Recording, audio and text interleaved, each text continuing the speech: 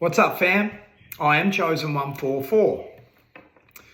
You would have heard of the term trauma bonds or a trauma bond. That is like a toxic, karmic cycle of a relationship where you don't know why, but you keep going back and it becomes like an obsession, even though you know it's toxic and it's not for you. Now, one of the main reasons that these bonds are formed is due to intermittent love or intermittent reassurance from one partner to another. Okay? Breadcrumbing. It's also known as breadcrumbing, where they'll throw you a little bit of love and then days or weeks pass, and then they'll throw you some love and they'll love bomb for a week, and then days or weeks pass with nothing. And you would think somebody would just read the red flags and just get the fuck out, right? It's not the way that it works in a lot of cases. This was actually studied. Like, scientists used rats or mice or something like that, and they did a study about intermittent reassurance.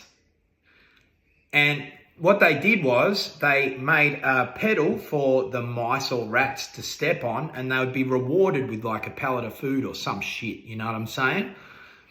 And of course, the rats or the mice knew what to do and always hit the pedal and ate the food. Then they thought that they'd try something else, and they removed the food. So they'd hit the pedal, those same rats or mice, and they wouldn't get any food. And, you know, after about, I don't know how long it was like weeks or a week or some shit like that, the mice or rats, they kind of learnt and they let it go, and they kind of just lost interest, okay? Then they thought that they would try something else, and they made the treat, the reward, intermittent.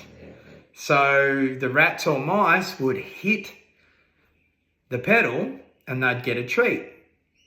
Then the next time they'd hit it, they wouldn't get a treat. The next time they wouldn't get a treat. The next time they wouldn't. Then all of a sudden, they would. Then they would. Then all of a sudden, they wouldn't. Then they would. Then they would. Then they wouldn't. And it went on like this. It was very intermittent, the reward for hitting the pedal. Now, the scientists thought, it's going to be like when the mice gave up, when they saw that there was no pellet, you know what I'm saying? They thought that the mice or rats would just go, fuck that shit, this is annoying, you know? They didn't. The exact opposite happened. The mice or rats or whatever the fuck, they became obsessed. And not only did they become obsessed, they actually started to get unwell. They lost fur. Some of them got really ill. You know what I'm saying? This is actually an emulation of the act of breadcrumbing or giving intermittent love or intermittent reassurance. So this is how trauma bonds form. And it becomes an obsession for the victim. I'll say victim. I don't like that word, but it becomes an obsession for the one who is experiencing this intermittent reassurance, this intermittent love, this breadcrumbing. You know what I'm saying? Very toxic, makes you very unwell, okay? The not knowing. But it also can be quite addictive.